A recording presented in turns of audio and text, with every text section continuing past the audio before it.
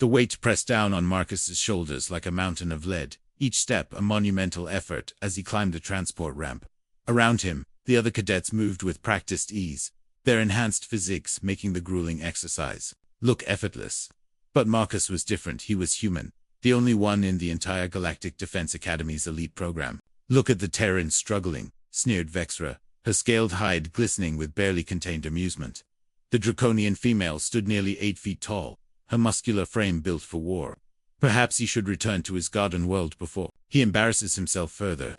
Marcus gritted his teeth, ignoring the burning in his lungs.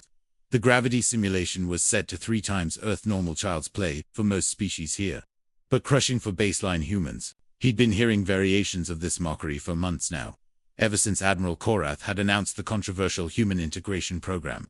"He won't last a week in real combat," muttered Grak, his forearms rippling with cybernetic enhancements. "Humans are too fragile, too weak." The instructor, a battle-scarred veteran named Quill, watched with calculating eyes. "Today's exercise will test your limits. You'll be paired with someone of superior physical capabilities for endurance trials. Failure means immediate dismissal from the program." Marcus's heart sank as he realized the setup. This wasn't training, it was elimination. The Academy brass wanted him gone, and they were using his own classmates to do it. "Marcus," Quill's voice cut through his thoughts, "you're paired with Zara." The training hall fell silent. Even the normally chattering recruits stopped their exercises to stare. Zara was a legend among the cadets, a Titaness warrior whose people were known for their incredible strength and endurance. Standing nearly 9 feet tall, with alabaster skin stretched over a corded muscle, she was the Academy's top performer. Her people had conquered 3 star systems through sheer physical dominance. Zara looked down at Marcus, her silver eyes holding a mixture of curiosity and disdain. "This is your great human warrior?" she asked, her voice carrying the authority of someone accustomed to command. "I've crushed battlemechs with my bare hands. What challenge could this ... creature possibly pose?" Marcus met her gaze steadily. "I guess we'll find out." The crowd gathered as Quill outlined the challenge. It was deceptively simple, a test of endurance, where each participant would take turns, applying pressure to specific nerve clusters, while their partner resisted. The goal was to break your opponent's will through sustained pressure and pain tolerance. Most matches lasted hours, sometimes days, as enhanced beings pushed their limits. "First human to attempt this trial," Quill announced, his tone suggesting he expected it to be the last. Zara stepped forward, her massive frame casting a shadow over Marcus. "I'll try to make this quick, little human. No point in drawing out the inevitable." Marcus rolled his shoulders, feeling the familiar calm that came before a challenge. They couldn't understand what humans were truly capable of. While other species had evolved strength or speed or psychic abilities, humans had evolved something far more dangerous: adaptability and an almost psychotic refusal to quit. "I appreciate the consideration," Marcus replied, his voice steady, "but I think you might be surprised." Zara's laugh was like rolling thunder. "Surprised? By you? I've sparred with star system champions. I've broken warriors who could level cities. You're just ... soft." The word hung in the air like a challenge. Marcus had heard it before, from every species in the galaxy. Humans were soft, weak, inferior. It was the universal assumption that had kept his people from joining the galactic community for centuries. As they took their positions, Marcus caught sight of the betting pools forming around the training area. The odds were astronomically against him. Most were betting on how many seconds he'd last, not whether he'd win. "Begin," Quill commanded. Zara's massive hand engulfed Marcus's shoulder, her fingers finding the pressure points with practiced precision. The pain was immediate and overwhelming, like liquid fire coursing through his nervous system. Around them, the crowd leaned forward, expecting him to tap out within moments. But Marcus had learned something in his years of training that no other species seemed to understand. Pain was just information, and information could be processed, catalogued, and ultimately ignored. He looked up at Zara, seeing the confidence in her silver eyes gradually shift to confusion as seconds turned to minutes, and he remained standing. "Impossible," she whispered, increasing the pressure. Marcus smiled through the agony. "You haven't seen anything yet." Minutes stretched into an hour as Zara's grip tightened with increasing desperation. Her silver eyes, once filled with casual confidence, now held a glimmer of uncertainty. Sweat beaded on her alabaster skin as she applied pressure that would have shattered most beings' bones. Yet Marcus remained upright, his breathing steady despite the torture coursing through his nervous system. "Submit," Zara growled, her voice carrying the authority of a born conqueror. "I'm barely using a fraction of my strength." Marcus's response was a laugh that echoed through the training hall. "Then perhaps you should try harder." The crowd around them had grown restless. What should have been a quick demonstration of human inadequacy had become something else entirely, a battle of wills that none of them had expected to witness. The betting pools had shifted from seconds to hours, with some brave souls wagering on the unthinkable. Zara's fingers dug deeper, finding nerve clusters that sent lightning bolts of agony through Marcus's body. Her technique was flawless, honed through years of combat against the galaxy's deadliest warriors. Yet the human showed no signs of breaking. "Your biology shouldn't allow this," she hissed, her composure cracking. "You're just flesh and bone." "That's where you're wrong," Marcus replied, his voice steady despite the waves of pain. "We're much more than that." The truth was something no alien species had bothered to study about humans. While they had evolved in relatively safe environments, humans had survived an ice age, predators, disease, and countless wars. They had developed something unique in the galaxy, the ability to compartmentalize suffering and push beyond their apparent limitations. Marcus had trained for this moment his entire life, not just physical training, but mental conditioning that would have driven most beings insane. He had learned to separate his consciousness from his body's distress signals, to find strength in the very thing that should have broken him. "Feel it, don't you?" Marcus asked, watching Zara's breathing become more labored, the doubt creeping in.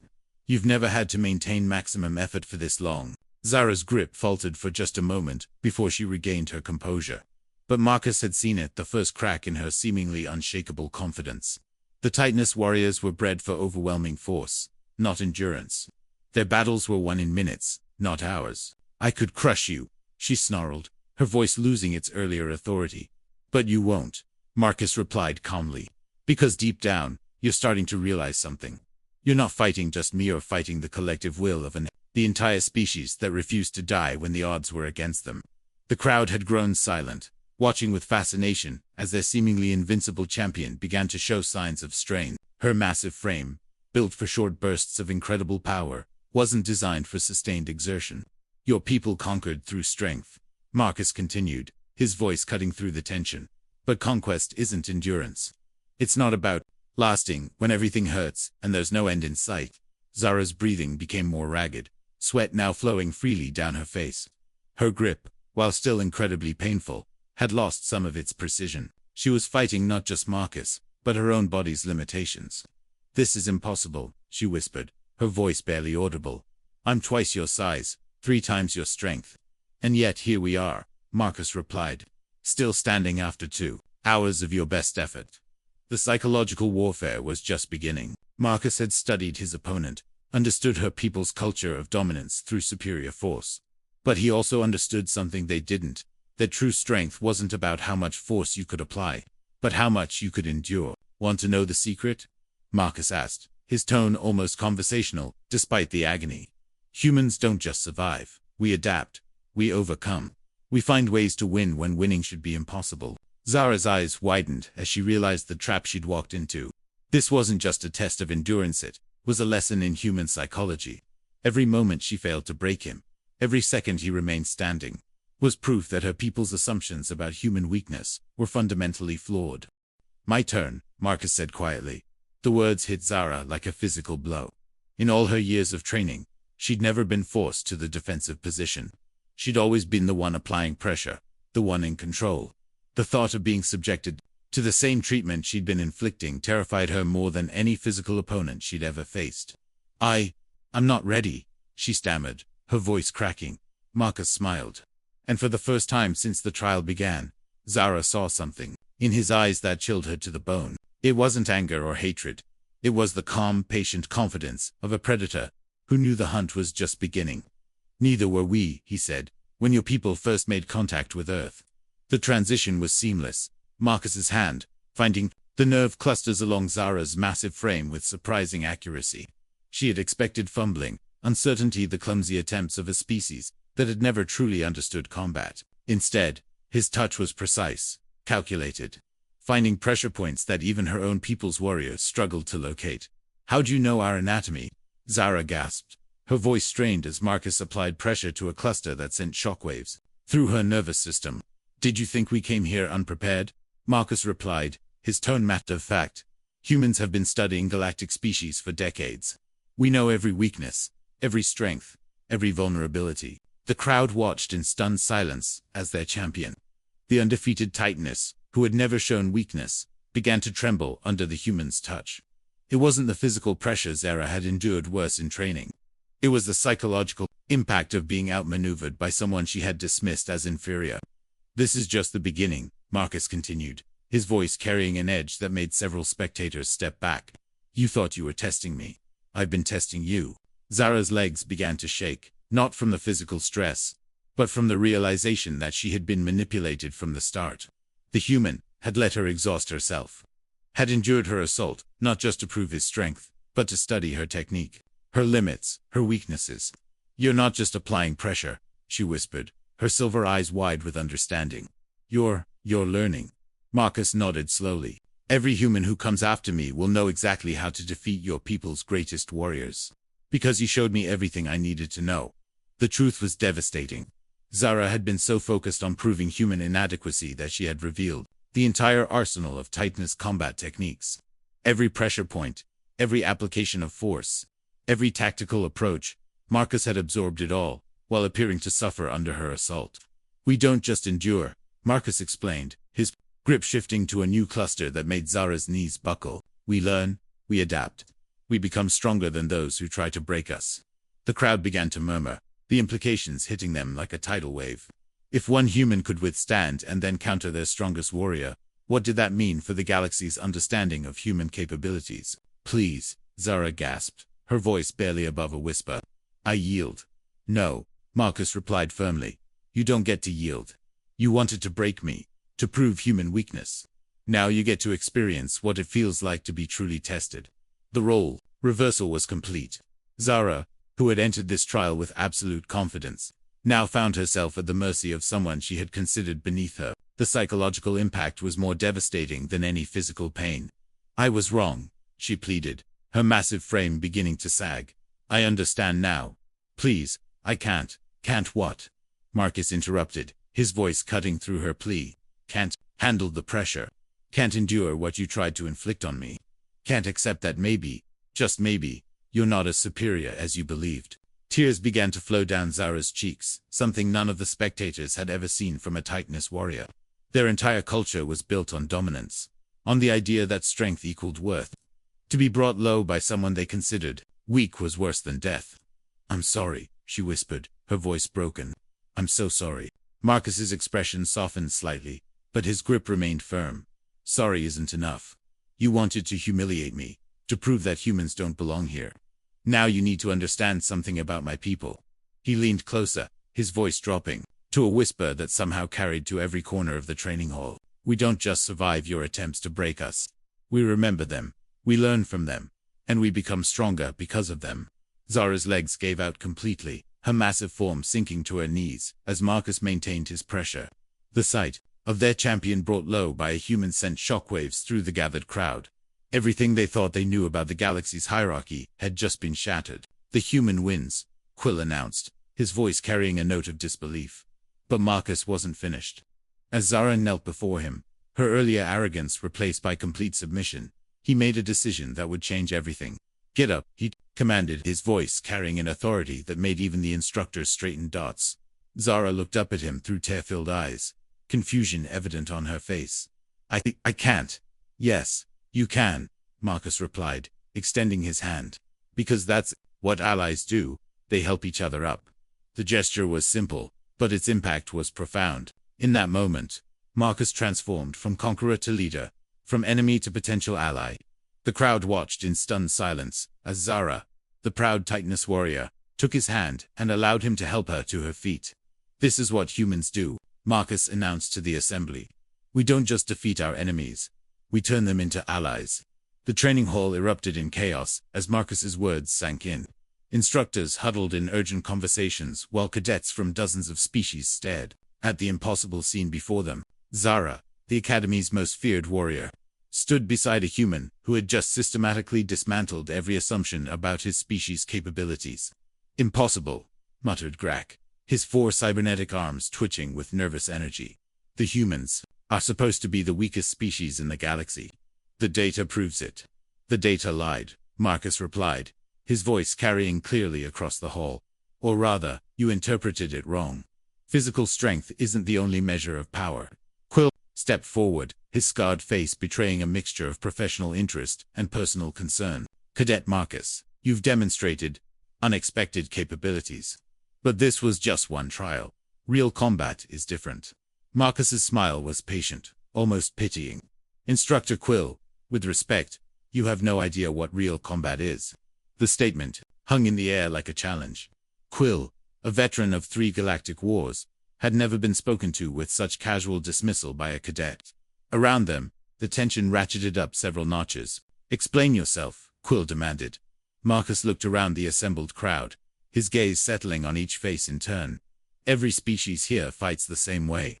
You rely on your natural advantages, speed, psychic abilities, whatever evolution gave you.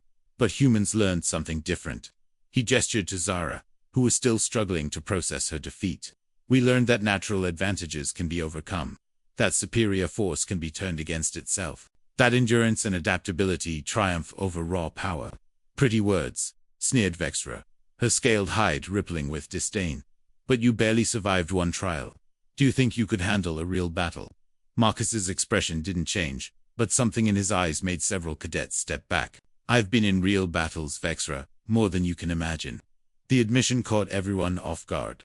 Cadets weren't supposed to have combat experience, they were here to learn, to be molded into warriors. But Marcus spoke with the certainty of someone who had faced death and emerged victorious. Impossible, Quill said flatly. Earth has been at peace for decades. There are no conflicts in your system. No conflicts you know about, Marcus corrected. Tell me, instructor, what do you know about human history? About the wars we fought before we reached the stars? The question was met with silence. Galactic species had dismissed human history as irrelevant. The squabblings of a primitive species that had barely achieved interstellar travel.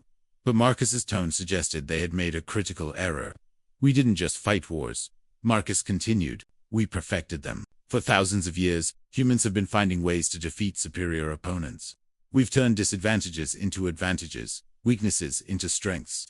He walked slowly around the gathered cadets, his presence somehow dominating the space, despite his smaller size. You see a weak species that barely qualifies for galactic citizenship.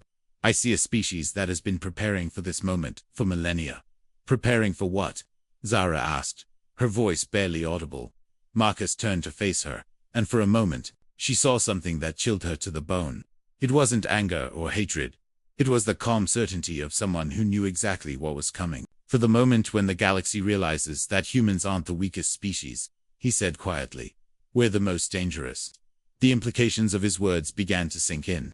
If humans could adapt, could learn, could turn their enemies' strengths against them, then what did that mean for the galactic order? What did it mean for species that had built their entire civilizations on the assumption of human inferiority? You're bluffing, Grak said, but his voice lacked conviction. Marcus shook his head. I'm stating facts. Every human in this academy isn't just here to learn, we're here to study. To understand how you fight, how you think, how you can be defeated. The training hall fell silent as the full scope of the human strategy became clear. They hadn't come to the academy as supplicants, seeking acceptance. They had come as infiltrators, gathering intelligence on every species in the galaxy. You're spies, Quill breathed. We're students, Marcus corrected. The best kind, the ones who learn not just what you teach, but what you don't realize you're teaching. Zara sank onto a nearby bench, her massive frame shaking with something that might have been fear. The endurance trial. You weren't just enduring. You were studying me, learning everything about how my people fight. And now I know, Marcus confirmed. I know your limits, your techniques, your weaknesses.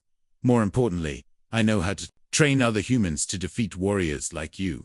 The revelation transformed the entire dynamic of the training hall. What had seemed like a simple hazing ritual had become something far more significant. Demonstration of human capability and intent that would ripple through the galactic community. What do you want? Quill asked, his voice carrying a note of respect that hadn't been there before. Marcus's smile was enigmatic. What we've always wanted. To take our place among the stars, but not as junior partners or second-class citizens. He looked around the assembled cadets, his gaze lingering on each face. As equals. Or, if necessary, as conquerors. The word hung in the air like a death sentence, and suddenly everyone understood that the galaxy's balance of power had just shifted in ways they were only beginning to comprehend. The days following Marcus's revelation transformed the Academy's atmosphere completely. Where once there had been casual dismissal and barely concealed contempt, now there was wariness, respect, and in some cases, genuine fear. The human contingent, previously ignored or ridiculed, found themselves the subject of intense scrutiny and whispered conversations. Marcus sat in the Academy's vast library, surrounded by tactical manuals and species profiles. When Zara approached, the massive Titaness moved with unusual hesitancy, her earlier confidence replaced by something resembling humility. "May I join you?" she asked, her voice carrying none of its previous authority. Marcus gestured to the chair across from him, noting how she carefully positioned herself to appear less threatening. "Of course, though I suspect this isn't a social visit." Zara's silver eyes studied him with newfound respect. "I've been thinking about what happened in the training hall, about what you said regarding human preparation and strategy, and I need to understand something," she said, leaning forward. "When you endured my assault, when you learned my techniques, was that planned from the beginning?" Marcus closed the manual he'd been reading, giving her his full attention. "Not specifically, but we knew something like this would happen. Your people, all the species here, you can't help yourselves. You see humans as weak, so you try to prove it. And we played right into your hands," Zara said, her voice carrying a note of bitter realization. "You gave us exactly what we needed," Marcus confirmed. "Detailed knowledge of your capabilities, your tactics, your psychological profiles. Information that would have taken years to gather through conventional means." Zara was quiet for a long moment, processing the implications. "My people pride themselves on strategic thinking. We've conquered 3-star systems through careful planning and overwhelming force. But you've been playing a game we didn't even know existed. Different species, different approaches to problem solving," Marcus replied. "Your people evolved in an environment where strength meant survival. You became excellent at direct confrontation, at overwhelming your opponents through superior force. But you evolved differently," Zara said, beginning to understand. Marcus nodded. "Humans evolved as persistence hunters. We didn't have the strength to overpower our prey or the speed to outrun predators. So we learned to outlast them, to tire them out, to use their own strength against them. And now you're applying that same strategy to the galaxy," Zara realized. "It's what we do," Marcus said simply. "We adapt. We learn. We find ways to win when winning should be impossible." The conversation was interrupted by the arrival of Instructor Quill, his scarred face bearing an expression of grim determination. "Cadet Marcus, you're needed in the command center. Immediately." Marcus exchanged a glance with Zara before following Quill through the Academy's corridors. The command center was a hive of activity, with holographic displays showing tactical formations and communication arrays buzzing with incoming transmissions. "We have a situation," Admiral Korath announced, his reptilian features tense with concern. "Long-range sensors have detected a massive fleet approaching from the outer rim. Configuration unknown, but their trajectory suggests hostile intent." Marcus studied the tactical displays, his mind racing through possibilities. "How long until they reached inhabited systems?" 72 hours, Korath replied. "Our defense fleets are mobilizing, but intelligence suggests we're dealing with a completely unknown species. Their technology appears to be centuries ahead of anything we've encountered." "What does this have to do with me?" Marcus asked, though he suspected he already knew the answer. Korath's expression was grim. "Your demonstration in the training hall has raised questions about human capabilities. The Defense Council wants to know, are your people prepared for this kind of conflict?" Marcus was quiet for a moment, considering his response. Around him, the command center continued its frantic activity as officers prepared for what might be the galaxy's greatest threat. Admiral Marcus said finally, "I need to speak with Earth Command, and I need access to the Academy's most classified tactical databases." "That's highly irregular," Korath protested. "Those databases contain sensitive information about every species in the galaxy. Information that might be crucial to stopping this invasion," Marcus replied. "You wanted to know what humans are capable of. This is your chance to find out." The implications were staggering. If the approaching fleet represented a threat beyond the galaxy's current defensive capabilities, then human involvement might be the deciding factor.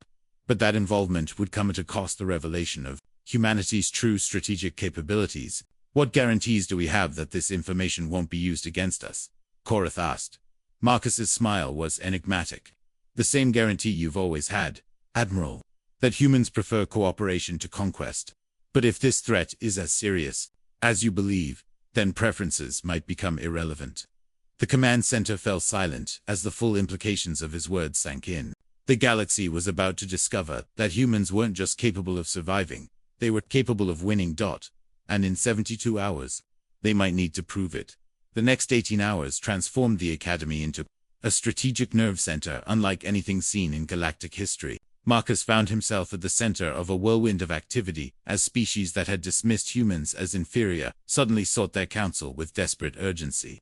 The fleet composition is unlike anything in our databases, reported Commander Vexra, her earlier disdain replaced by professional focus.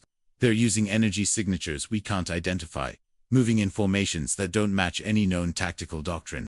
Marcus studied the holographic displays, his mind processing the alien patterns with frightening speed. They're not following galactic tactical principles because they're not from this galaxy. These formations suggest a completely different approach to space combat. How can you be certain? Admiral Korath asked, his reptilian features tense with the strain of impending crisis. Because I've seen similar patterns in human historical archives, Marcus replied. During our early space exploration, we theorized about how warfare might evolve in different galactic environments. This matches some of our more exotic projections. The revelations sent shockwaves through the assembled officers. If humans had been theorizing about intergalactic warfare, while other species assumed they were primitive, what else had they been preparing for? You need to contact Earth immediately, Korath ordered. We need to know what your people can contribute to the defense effort. Marcus's expression was carefully neutral. I've already established contact. Admiral Earth's command has been monitoring the situation since the first sensor readings came in, without informing us. Korath's voice carried a dangerous edge. Standard protocol, Marcus replied calmly. Humans have learned that information is the most valuable weapon in any conflict. We don't share intelligence until we understand the full scope of the threat. The admission was met with stunned silence. Every species in the galaxy had assumed that humans were operating as junior partners, grateful for acceptance into the galactic community. The reality was far different. Humans had been functioning as an independent power, making their own assessments and decisions. What does Earth Command recommend? Korath asked through gritted teeth. Marcus activated a secure communication channel, and the holographic image of a stern-faced human woman appeared. Her uniform bore insignia that none of the alien officers recognized, but her bearing suggested significant authority. This is Fleet Admiral Chen, the image announced. Earth Command has analyzed the approaching threat and determined that conventional galactic defense strategies will be insufficient. Then, what do you propose? Korath demanded. Admiral Chen's expression was grim. Complete strategic coordination under human tactical command. We have contingency plans for exactly this scenario, but they require total cooperation from all galactic species. The request sent shockwaves through the command center. Earth, the supposedly weakest member of the galactic community, was asking for complete tactical control of the defense effort. Impossible, Korath snarled. No single species can command the combined fleets of the galaxy. Then you'll lose, Chen replied bluntly. These invaders have been studying galactic tactical doctrine for centuries. They know every formation, every strategy, every weakness. Conventional approaches will result in total annihilation, and human approaches will succeed. Korath asked skeptically. Human approaches are unpredictable, Chen explained. We don't follow established doctrine because we don't have established doctrine.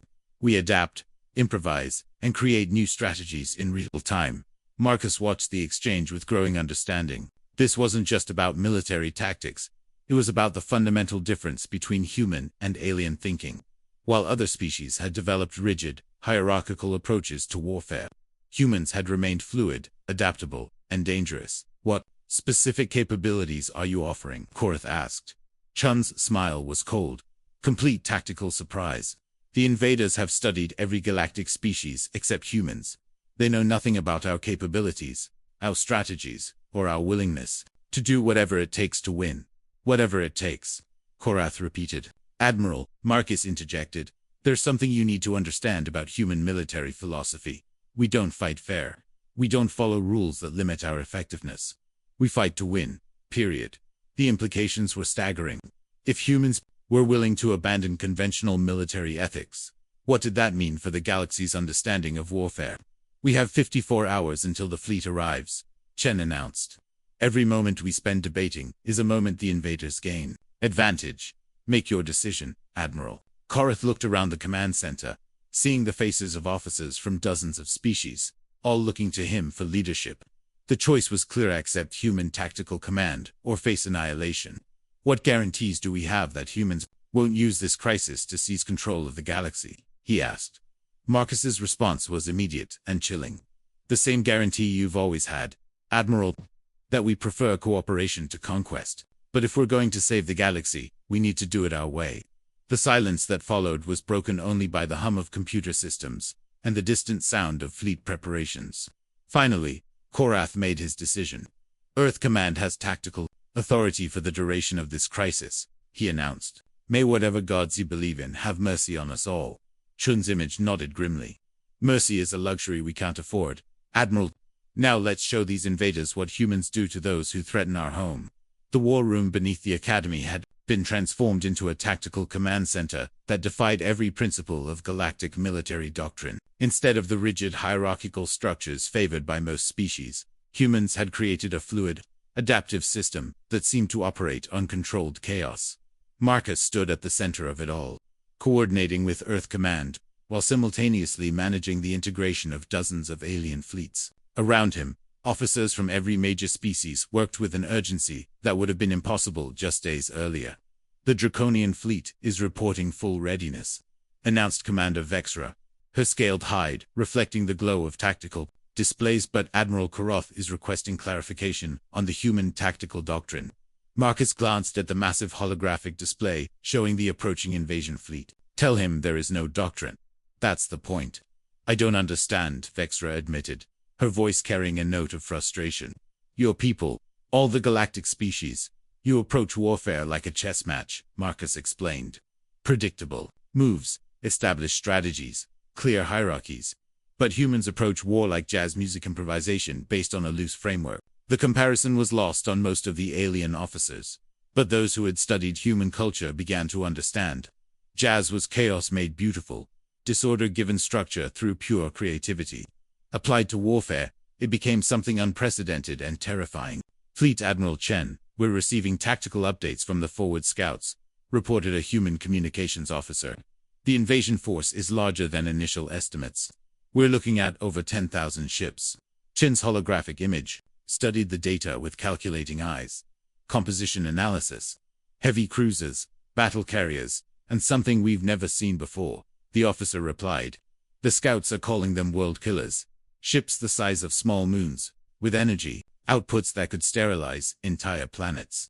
The revelation sent a wave of despair through the alien officers. Even combined, the galactic fleets numbered barely 3,000 ships. The mathematical odds were overwhelming. Admiral Korath's voice cut through the tactical chatter. Perhaps we should consider diplomatic solutions. These numbers suggest resistance is futile. Marcus turned to face the reptilian admiral, his expression carrying a mixture of pity and steel.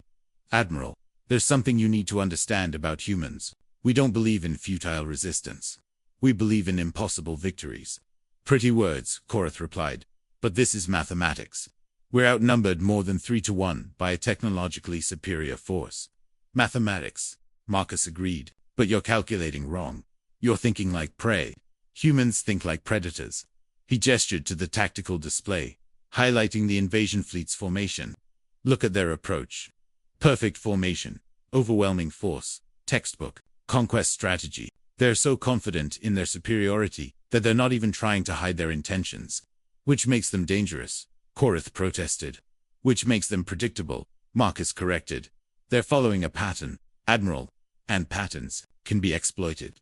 Fleet Admiral Chen's image nodded approvingly.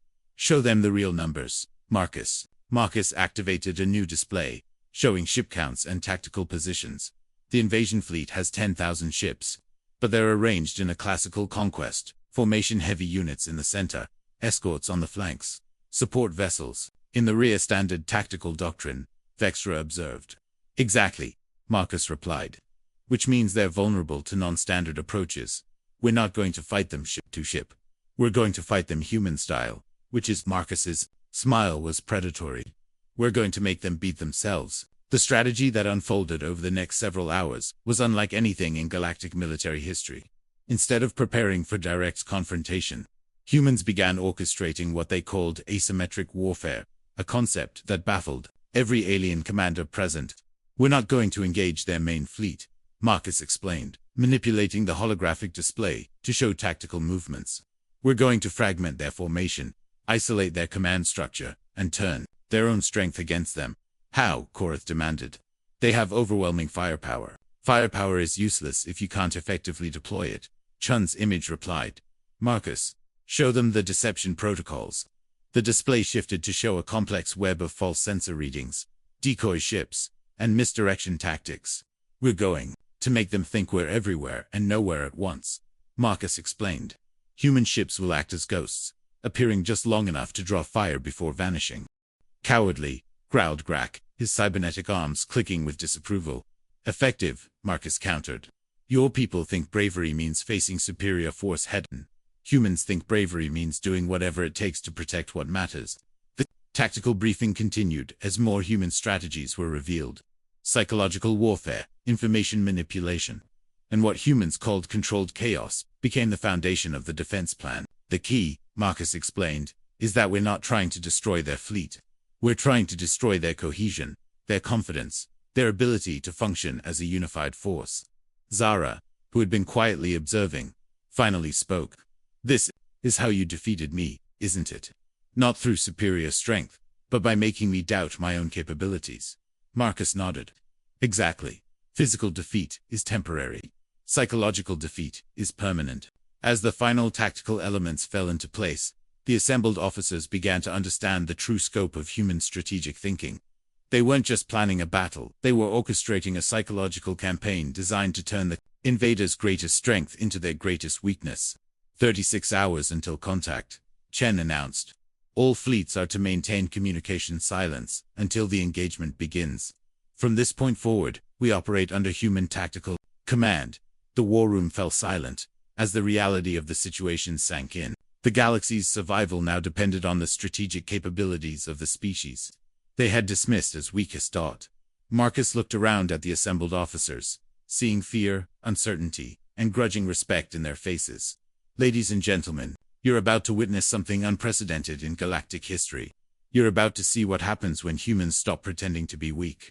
The first phase of the battle began not with weapons fire, but with whispers. Human-designed information viruses infiltrated the invasion fleet's communication networks, spreading confusion and false intelligence with surgical precision. While the aliens prepared for conventional warfare, humans had already begun attacking their most vulnerable target, their minds. Marcus stood in the command center, watching as the tactical display showed the invasion fleet's formation beginning to waver. Phase 1 is complete, he announced. Their command structure is experiencing communication delays and contradictory orders. Impossible, Korath muttered, studying the sensor readings. Their encryption should be unbreakable. Should be, Marcus agreed. But humans have a talent for breaking things that shouldn't be broken. The truth was more complex. While other species had developed advanced encryption based on mathematical principles, humans had approached the problem from a psychological angle. They had studied how different species thought, how they processed information, and how they could be manipulated. Fleet Admiral Chen, were detecting movement in their forward elements, reported a human communications officer. They're dispatching scout groups to investigate the communication disruptions. Chen's holographic image smiled coldly. Perfect, Marcus. Initiate Phase 2. The second phase was pure human audacity. Instead of hiding from the scout groups, human ships began appearing throughout the invasion fleets, formation not to attack, but to observe. They materialized just long enough to be detected before vanishing, creating the impression of an omnipresent enemy. They're everywhere, one of the intercepted alien communications revealed. How many ships do they have? The answer was shocking in its simplicity. The humans had fewer than 200 ships in the entire engagement, but they were creating the illusion of thousands through coordinated deception and technological superiority. Psychological warfare, Zara breathed, watching the tactical display with growing understanding. You're not fighting their ships, you're fighting their minds. Their minds control their ships, Marcus replied. Break one, and the other becomes useless. The invasion fleet's response was predictable. They began firing at phantom targets, wasting ammunition and energy on sensor ghosts. Their perfect formation dissolved into chaos as ships maneuvered to engage enemies that didn't exist. Phase 3. Chen announced that this was where human tactics became truly devastating. As the invasion fleet descended into confusion, human ships began selective strikes against specific targets, not the most powerful ships, but the ones that maintained communication and coordination. Command vessels, communication relays, navigation computers, Marcus explained as the strikes continued. We're not trying to destroy their fleet. We're trying to blind and deafen it. The results were immediate and catastrophic. The invasion fleet, designed to operate as a unified force, began fragmenting into isolated groups. Without central coordination, their overwhelming numbers became a liability rather than an asset. They're turning on each other, Vexra reported, her voice carrying a note of disbelief. The Eastern Battle Group is engaging the Central Formation. Friendly fire incidents, Marcus confirmed. When you can't tell friend from foe, everyone becomes an enemy. The psychological impact was exactly what humans had calculated. The invasion fleet, so confident in their superiority, began experiencing doubt for the first time. Their perfect tactics, their overwhelming force, their technological advantage, none of it mattered when they couldn't trust their own senses. This is barbaric, Korath protested, watching as the invasion fleet tore itself apart. There's no honor in this kind of warfare. There's no honor in genocide either, Marcus replied coldly. These invaders came here to destroy entire civilizations. We're showing them what happens when they threaten humanity's adopted family. The phrase hit the assembled officers like a physical blow. Adopted family.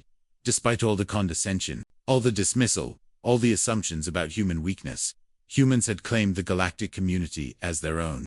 Phase 4. Chen announced that the final phase was pure human ruthlessness. With the invasion fleet in complete disarray, human ships began systematic elimination of key targets. Not random destruction, but surgical strikes designed to maximize psychological impact. We're targeting their world-killer ships, Marcus explained. Not to destroy them, but to turn them into symbols of failure. The world-killers, those massive ships designed to sterilize planets, became floating monuments to human ingenuity.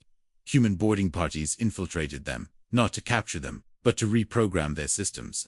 The ships that had come to destroy worlds instead began broadcasting messages of human defiance across the galaxy. This is the human message to any species that threatens our home, the broadcasts announced.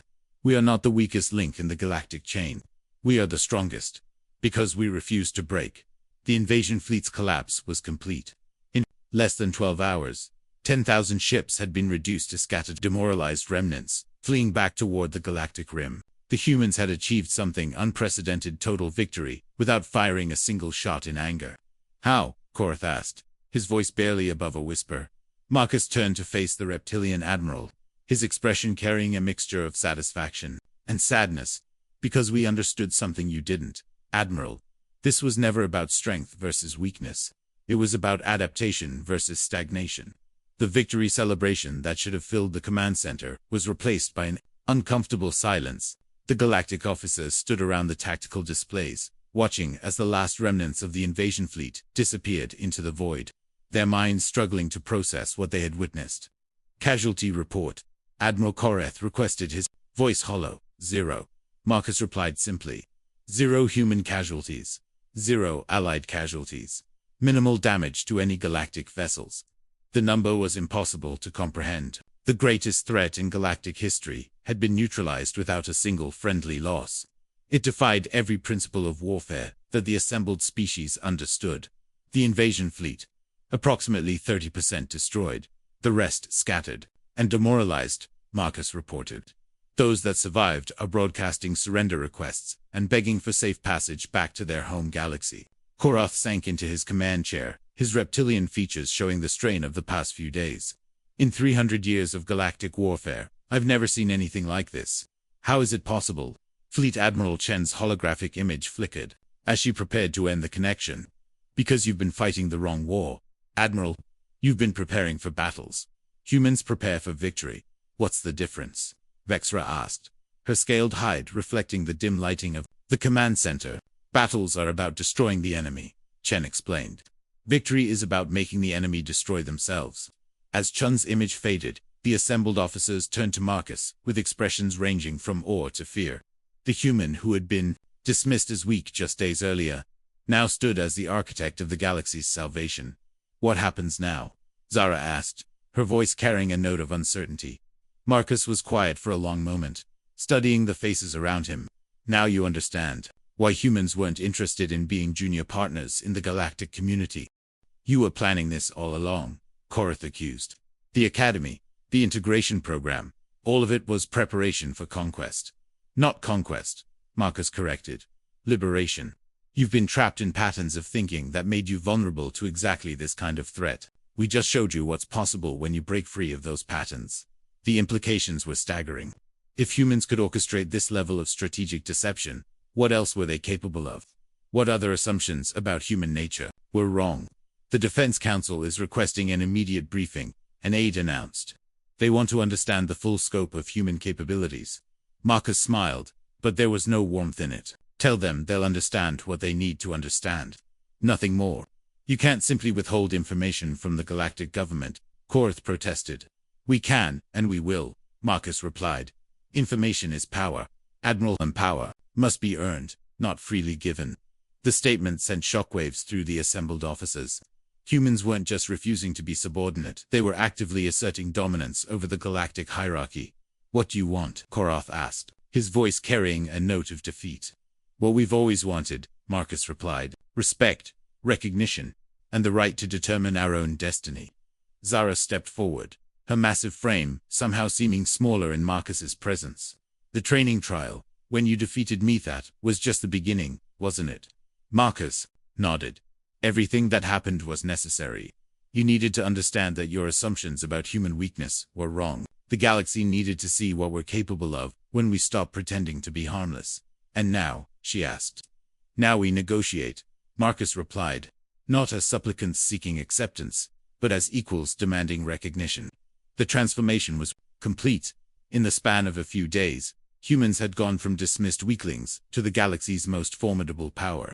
The species that had been considered barely worthy of galactic citizenship now held the keys to the galaxy's future. The academy will be restructured, Marcus announced. Human tactical doctrine will be integrated into the curriculum. Our officers will help train the next generation of galactic defenders. And if we refuse? Korath asked. Marcus's expression was patient, almost pitying. Then the next invasion fleet will find a galaxy that's still vulnerable to the same tactics. And humans will protect what matters to us, with or without your cooperation. The choice was clear.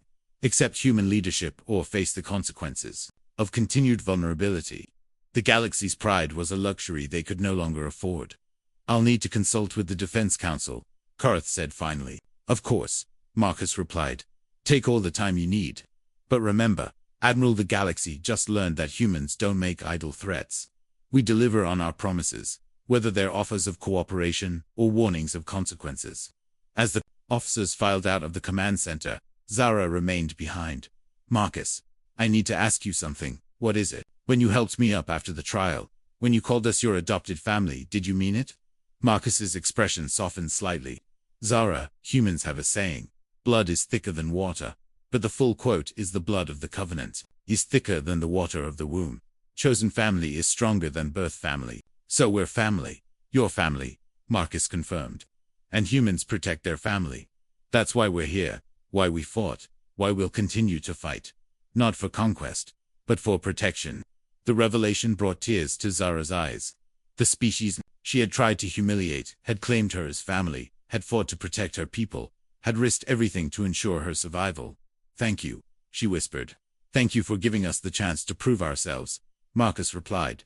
Now let's figure out how to make this galaxy worth protecting. 6 months after the invasion, the Academy had been transformed into something unprecedented in galactic history. The rigid hierarchies and predictable doctrines that had defined military training for centuries had been replaced by something fluid, adaptive, and distinctly human in its approach. Marcus stood in the same training hall where he had first faced Zara, but now the space hummed with integrated exercises that would have been impossible before the crisis. Human cadets worked alongside alien officers, sharing techniques and strategies that defied traditional species boundaries. The Defense Council has approved the new training protocols. Admiral Koroth announced, his bearing carrying a respect that had been absent months earlier. Human tactical doctrine will be integrated into all military academies throughout the galaxy. And the political implications? Marcus asked. Earth has been granted full membership in the Galactic Senate, Koroth replied. Not as a junior partner, but as a founding member with veto power over military decisions. The transformation was complete. Humans had gone from dismissed weaklings to the galaxy's most influential power, all without firing a shot in anger. It was perhaps the greatest, bloodless revolution in galactic history. There's something else, Koroth continued. The Senate has asked me to offer you a position as Supreme Military Advisor. You'd have authority over all galactic defense forces. Marcus was quiet for a moment, considering the offer. I appreciate the gesture, Admiral, but I'm not interested in ruling the galaxy. I'm interested in protecting it. Then what do you want? I want what we've always wanted, Marcus replied. To be part of something bigger than ourselves. To contribute our unique talents to the common good. To ensure that the galaxy never again faces a threat it can't handle. The answer was so simple, so fundamentally human, that it took the alien officers by surprise.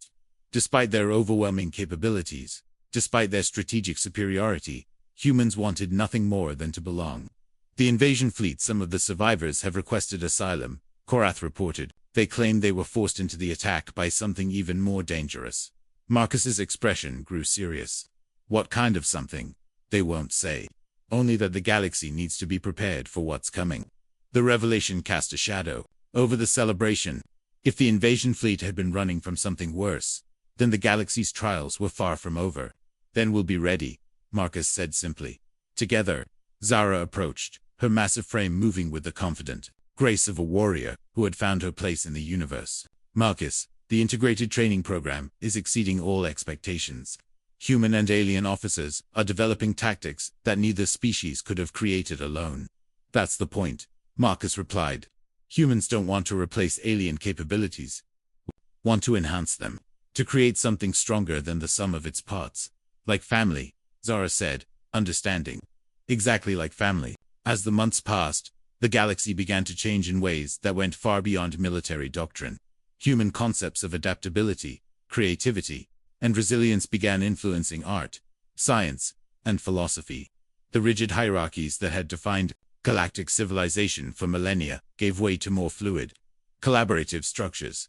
But perhaps the most significant change was psychological.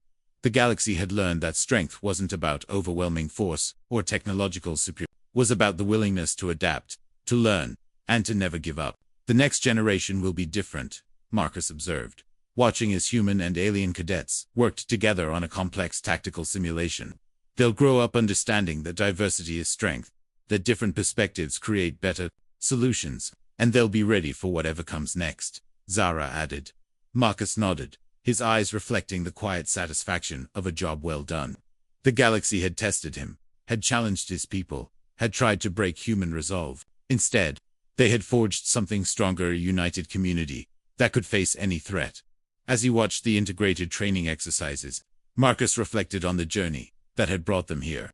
From dismissed weaklings to galactic protectors, from outcasts to family, from survival to triumph. The galaxy had said humans couldn't handle the strength of superior species. But they had been wrong. Humans didn't need to handle that strength. They needed to transform it, to guide it, to make it part of something greater. And in doing so, they had saved not just themselves, but everyone they had come to love. The species that had been dismissed as the weakest had become the galaxy's greatest strength. Not through conquest, but through the simple human truth that family protects family, no matter the cost. The invasion had been defeated, but more importantly, the galaxy had learned what it meant to be human. And in learning that lesson, they had discovered their own potential for greatness. The future stretched ahead, full of challenges and possibilities. But for the first time in galactic history, they would face it together as equals, as allies, as family. And that, Marcus knew, was worth more than any victory in the depths of space, where strength was measured by force and weakness by yielding. Humanity had taught the galaxy a different lesson. True strength wasn't about the power to dominate, it was about the wisdom to unite, the courage to adapt, and the love to protect what matters most. They had said humans couldn't handle superior strength, but humans had done something far more impressive. They had transformed it into something beautiful.